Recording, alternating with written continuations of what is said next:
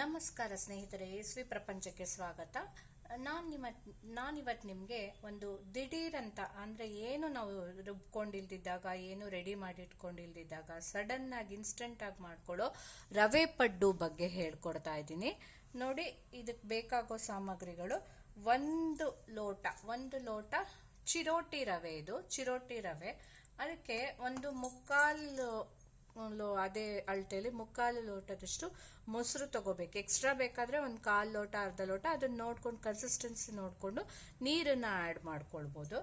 ಅಷ್ಟಲ್ಲದೆ ಇದಕ್ಕೆ ಹಾಕ್ಲಿಕ್ಕೆ ನೋಡಿ, ಒಂದು ಈರುಳ್ಳಿ, ಸ್ವಲ್ಪ ಕೊತ್ತಂಬರಿ ಸೊಪ್ಪು, ಒಂದು ಸಣ್ಣ ಕ್ಯಾರೆಟ್ ತುರಿದಿಟ್ಕೊಂಡಿದ್ದೀನಿ, ಒಂದು ಅರ್ಧ ಕ್ಯಾಪ್ಸಿಕಮ್ ಈ ಥರ ಕಟ್ ಮಾಡಿ ಇಟ್ಕೊಂಡಿದ್ದೀನಿ, ಶುಂಠಿ ಇಲ್ಲಿ ನಾನು ತುರಿದಿಟ್ಕೊಂಡಿದ್ದೀನಿ, ಒಂದು ಹಸಿಮೆಣಸಿನ್ಕಾಯಿ, ಹಾಗೆ ಸ್ವಲ್ಪ ಕರಿಬೇವಿನ ಸೊಪ್ಪು, ಒಂದು ಚಿಟಿಕೆ ಇಂಗು, ಮತ್ತೆ ಒಂದು ಸ್ವಲ್ಪ ಸಾಲ್ಟ್ ಹಾಕೊಳ್ಬೇಕು.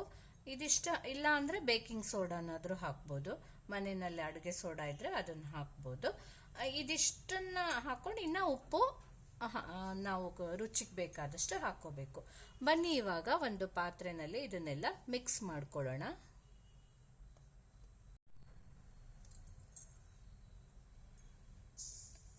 ಒಂದು ಪಾತ್ರೆಗೆ ಈ ರೀತಿ ಚಿರೋಟಿ ರವೆ ಹಾಕಿದೆ, ಹಾಗೆ ಮೊಸರು ಹಾಕಿದೆ, ಸ್ವಲ್ಪ ಉಪ್ಪು, ಅದು ನೀವು ರುಚಿ 1 ಸ್ಪೂನ್ ಆಗಷ್ಟು ಬೇಕಾಗುತ್ತೆ. ನಾನು ನೋಡ್ಕೊಂಡು ಆಮೇಲೆ ಮತ್ತೆ ಆ್ಯಡ್ ಮಾಡ್ಕೊಳ್ತೀನಿ. ಸೊ ಇಷ್ಟು ಹಾಕಿದೆ.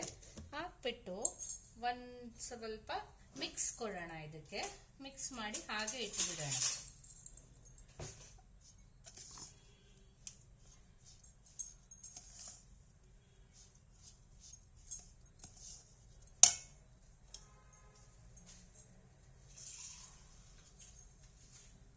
ಮತ್ತೆ ಸ್ವಲ್ಪ ನೀರನ್ನ ಹಾಕ್ದೆ.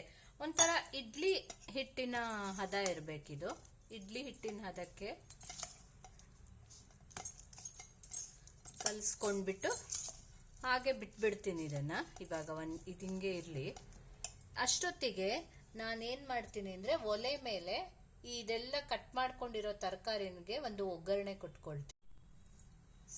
ಈ ಥರ ಒಲೆ ಆನ್ ಮಾಡಿಕೊಂಡು ಅದಕ್ಕೆ ಸ್ವಲ್ಪ ಎಣ್ಣೆ ಹಾಕ್ಬಿಟ್ಟು ಸಾಸಿವೆ ಮತ್ತೆ ಜೀರಿಗೆ, ಒಗ್ಗರಣೆಗೆ ಸಾಸಿವೆ, ಹಾಗೆ ಸಾಸಿವೆ ಚಟ್ಪಟ ಅಂದಮೇಲೆ ಸ್ವಲ್ಪ ಜೀರಿಗೆ ಹಾಕೋಬೇಕು.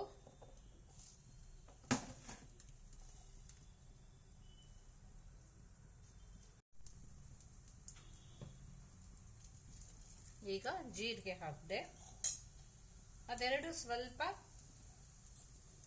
ರೋಸ್ಟ್ ಆದ್ಮೇಲೆ 1 by 1 ನಾವೀಗ ತರಕಾರಿಗಳು ಹೆಚ್ಚಿಟ್ಕೊಂಡಿದ್ವಲ್ಲ ಅದನ್ನೆಲ್ಲ ಹಾಕೊಳ್ಳೋಣ.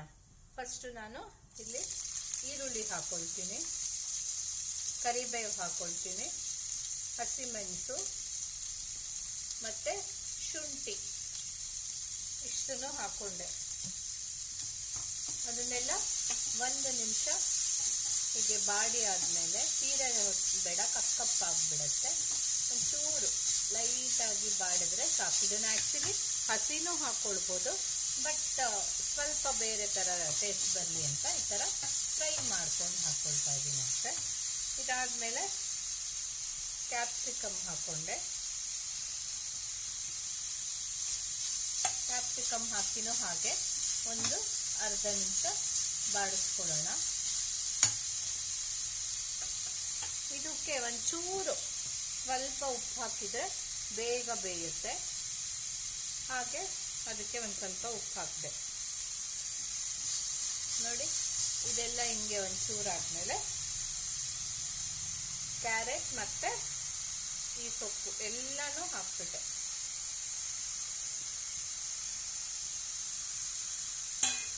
ಇದೆಲ್ಲನೂ ಸಹ 1 ನಿಮಿಷ ಚೆನ್ನಾಗಿ ಬಾಡಿಸ್ಕೊಳ್ಳೋಣ.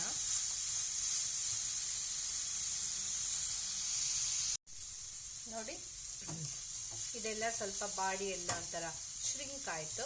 ಇಷ್ಟಾದರೆ ಸಾಕು. ಇನ್ನು ಸ್ವಲ್ಪ ತರಕಾರಿ ಇದೆಲ್ಲ ಕ್ರಿಸ್ಪಿ ಆಗಿದ್ರೇನೆ ಏನಾಗಲ್ಲ, ಚೆನ್ನಾಗೇ ಇರುತ್ತೆ ತಿನ್ನಕ್ಕೆ. ಸೊ ಈಗ ಅಲ್ಲಿ ಒಲೆ ಆರಿಸ್ಬಿಟ್ಟು ನಾವು ಏನು ಇಲ್ಲಿ ರವೆ ಮತ್ತು ಇದನ್ನು ಕಲಸಿಟ್ಕೊಂಡಿದ್ವಲ್ಲ, ಇಲ್ಲಿ ರವೆ ಮತ್ತು ಮೊಸರನ್ನ ಮಿಕ್ಸ್ ಮಾಡಿಟ್ಕೊಂಡಿದ್ವಿ, ಅದಕ್ಕೇನೆ ಇದನ್ನು ಹಾಕ್ಬಿಡ್ತೀವಿ.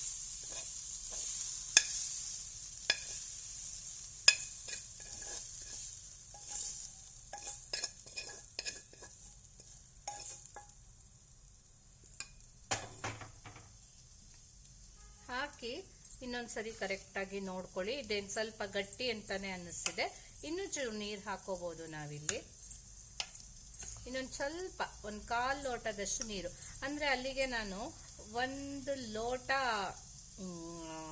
ರವೆಗೆ 3/4 ಲೋಟ ಮೊಸರು ಹಾಕಿದೆ, ಹಾಗೆ ಹತ್ತತ್ರ 1 ಲೋಟದಷ್ಟೇ ನೀರು ಹಾಕಿದೆ, ಆವಾಗ ಅರ್ಧ 3/4 ಹಾಕಿದ್ದೆ. ಸೊ ಓಕೆ, ನೋಡ್ಕೊಂಡು ಇಡ್ಲಿ ಹಿಟ್ಟಿನ ಹದಕ್ಕೆ ಮಾಡ್ಕೊಳ್ಳಿ.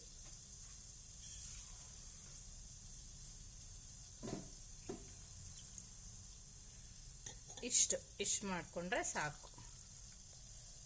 ಇವಾಗ ನಿಮ್ಗೇನಾದರೂ ಬೇಕಾದರೆ ಉಪ್ಪು ಬೇಕಾದರೆ ಇನ್ನೊಂಚೂರು ಹಾಕ್ಕೊಳ್ಬಹುದು. ನೋಡಿ, ಇಷ್ಟಿದ್ರೆ ಚೆನ್ನಾಗಿರುತ್ತೆ, ಈಗ ಹಾಕಕ್ಕೂ ಚೆನ್ನಾಗಿರುತ್ತೆ. ಇಷ್ಟಾದರೆ ಸಾಕು. ಈ ಹದ ನೋಡಿ, ಈ ಹದ ಇರಬೇಕು. ಇವಾಗ ನಾನೇನು ಮಾಡ್ತೀನಿ, 1 ಚಿಟಿಕೆ ಇಂಗು ಹಾಕ್ತೀನಿ, 1 ಚಿಟಿಕೆ ಇಂಗು, ಹಾಗೆ ಒಂದು ಸ್ವಲ್ಪ ಈನೋ ಸಾಲ್ಟ್ ಹಾಕ್ತೀನಿ, ಯಾಕಂದರೆ ಅದು ಸ್ವಲ್ಪ ಕ್ರಿಸ್ಪಿಯಾಗಿ ಚೆನ್ನಾಗಿ ಬರುತ್ತೆ.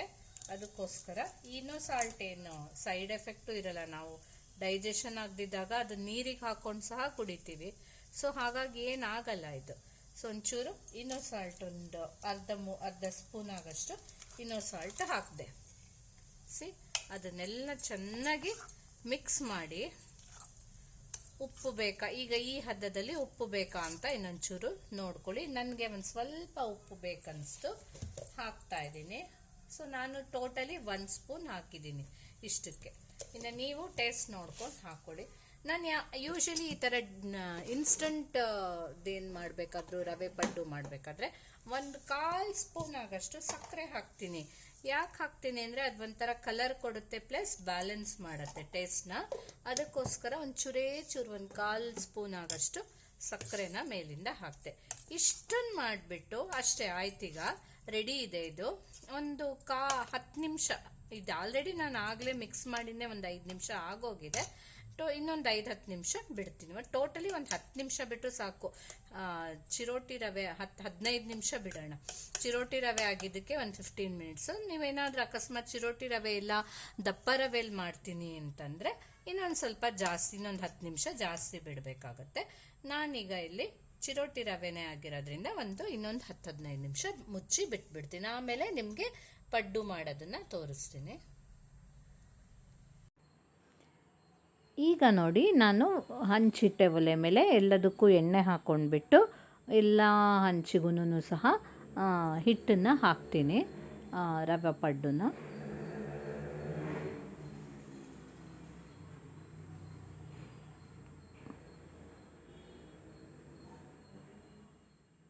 ಇಲ್ಲಿ ಹಂಚು ಕಾದ್ಮೇಲೆ ಎಣ್ಣೆ ಹಾಕಬೇಕು, ಹಾಕಿ ಈ ಥರ ಎಲ್ಲ ರವೆ ಪಡ್ಡನ್ನ ಹಾಕ್ಕೊಳ್ಬೇಕು.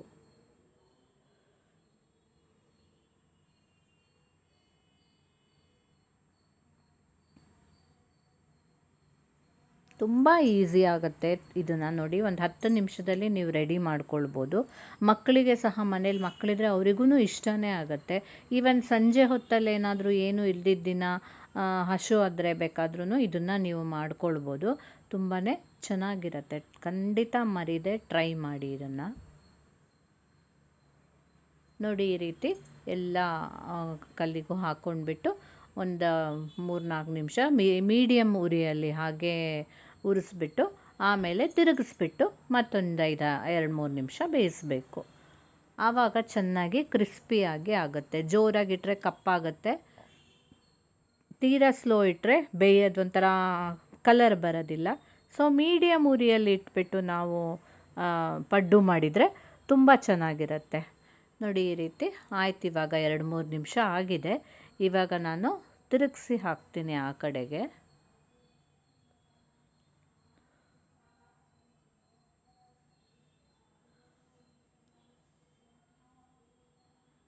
ನೋಡಿ ಎಷ್ಟು ಕರೆಕ್ಟಾಗಿ ಒಂಥರ ಗೋಲ್ಡನ್ ಕಲರಲ್ಲಿ ಎಷ್ಟು ನೀಟಾಗಿ ಬಂದಿದೆ. ಮತ್ತು ಏನೂ ಅವು ಕಲ್ಲಿಗೆ ಅಂಟ್ಕೊಳ್ಳೋದು ಇಲ್ಲ, ಆರಾಮಾಗಿ ಎಬ್ಸೋಕ್ಕೆ ಬರ್ತಾ ಇದೆ.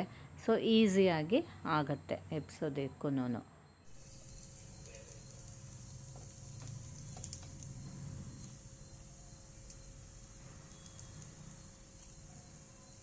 ಎಲ್ಲ ಕಡೆನೂ ಹೀಗೇ ನೀವು ತಿರುಗಿಸಿ ಹಾಕ್ಕೊಳ್ಬೇಕು.